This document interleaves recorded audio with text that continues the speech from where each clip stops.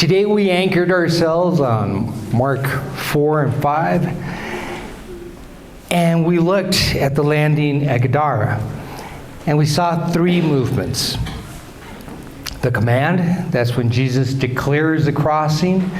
We did the recognition, where the enemy identifies the Son of God. And we saw the territory, and that's what the demons fight for. So these are the bones of the story. Now, let's put some meat on that. So, the crack in the crew.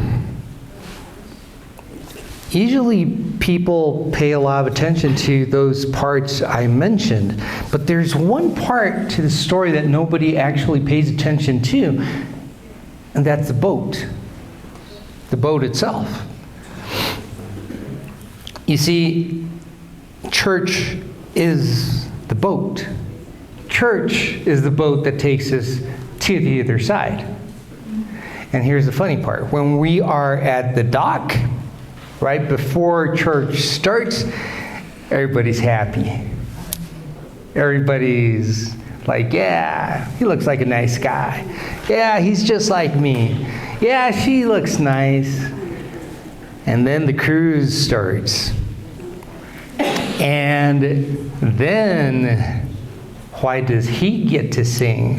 Why does she get all the privileges? Why is she this? Why is he that? That's when the storm starts. You see, the most dangerous leak in a church isn't the water coming in from the outside. It's a judgment leaking from the inside. We start to think some people are passengers and other people are crew. But in the kingdom, the only difference between us is the length of our oars. That's it. There's a word. It's called gubernao. Gubernao, it's Greek. Okay, that's where we get the word government from. Gubernao. And gubernao means captain. So when you're talking about the governor, the government, what you're actually saying, it's the captain. Okay? Jesus is the only gubernao in this ship. It's not the singer, it's not the usher, it's not the pastor. It's Jesus. Amen. He's the captain. The only one. Amen? Amen. Now, when we judge, we stop rowing. When we stop rowing, the storm wins. And when we row in unity, the destination becomes inevitable. We do get where we need to get. So the church is not a building, it is a boat. And on this boat we have one mission, which is to get to the other side. We all want to get to the other side. Steve just beat us to it. But he's there already. And that's why today we didn't mourn a minute of silence. We cheered a minute of applause because he beat us to it. He crossed to the other side. He's with our Father. And that's why we're here. Now, usually the storm reveals the cracks in the crew. We see the fear, we see the doubt, we see the hidden legions of our past, all of the demons of our past. And that is when the enemy tries to sink us from the inside through judgment and division. Well, I'm just better than him. He should have picked me. That kind of thing. Judging your brother while the boat is sinking is the height of hypocrisy. We don't have time to point fingers. We only have time to row. The time we have in this thing called planet and where we actually have a body, it's so short. I was hearing this song. I highly recommend it. I don't know if we're going to get in trouble with YouTube with this, but I recommend the song. It's really great. It's called Don't Blink. Don't blink. Because first you're 5 years old, you blink, and you're married to your high school sweetheart. You blink, and you're praying for your family not to be hurt. You blink, you're 80. Don't blink. When I think of our brother Steve, there is one word that defines his life. That's integrity. He was an Eagle Scout, for God's sake. I didn't know this. He was an Eagle Scout. Do you know how hard this is? He was an Eagle Scout. Integrity isn't the absence of storms. It is the presence of a solid core that the storm cannot break. I'll say that again. Integrity isn't the absence of storms. It is the presence of a solid core that the storm cannot break. Steve was a man of dignity and excellence because he was a man of integrity. And while others might point fingers when the boat is rocking, a man of integrity simply grabs the oar and rows. Last year, as we saw the year's end coming, and we had been working and doing all kinds of stuff, trying to raise money to get a second monitor, your dad came up and said, "Why don't we have that other screen?" I said, "Well, we're still missing so much amount. Take care of it." That's not pointing fingers. That's not saying, "Oh my God, penny pit." No, he took care of what needed to be taken care of. He understood that true leadership, kubernao, is about holding the rudder steady because you know exactly who the captain is. If we want to honor Steve's legacy today, we must stop the judgment and start the rowing.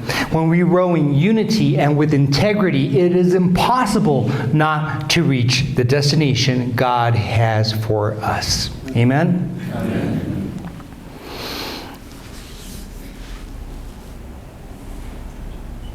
Now,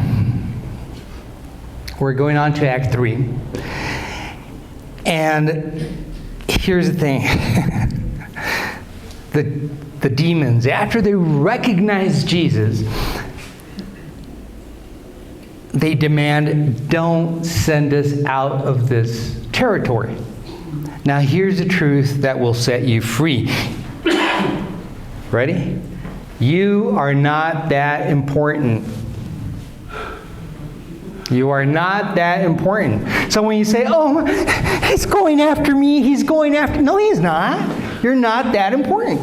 He's going after something you have, something you possess. That's what he's going after. The enemy doesn't have a personal vendetta against your feelings. And if you think that if you start crying in a crisis, that'll make it go away, you're wrong. That's when they really start enjoying it. You have to stand up. He has a strategic interest in your territory. He wanted the man in the tombs so that he could keep the Decapolis in the dark. He wants your marriage because it's a gateway to a generation. He wants your peace because it's the atmosphere of your home, your strategic landmark. That's all. When you recognize that the battle is about the jurisdiction, you stop crying about the why me, and you start fighting for the what. And you realize that you are the representative of God. Today we are serving an eviction notice, and new management has landed on the beach of your life. So here's the thing. The man is healed, he's clothed, and in his right mind. And in his right mind. He wants to stay in the safety of the boat. He wants to be a passenger. But Jesus says, no, go back. The man is the unlikely hero because he accepted the hardest assignment anybody can take, to be the king's representative in the place of his greatest shame. He didn't sail away to a new life. He stayed to reclaim the old territory. He became the anchor that held the ground until Jesus could return. He proved that one man in his right mind is stronger than a legion in chaos. I want you to turn to your neighbor and say, you are in the right mind.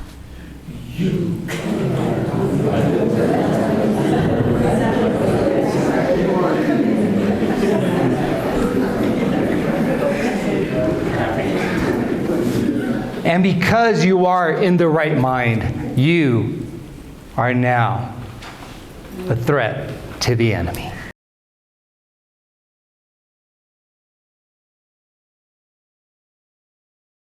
As you go out into the world this week, remember today.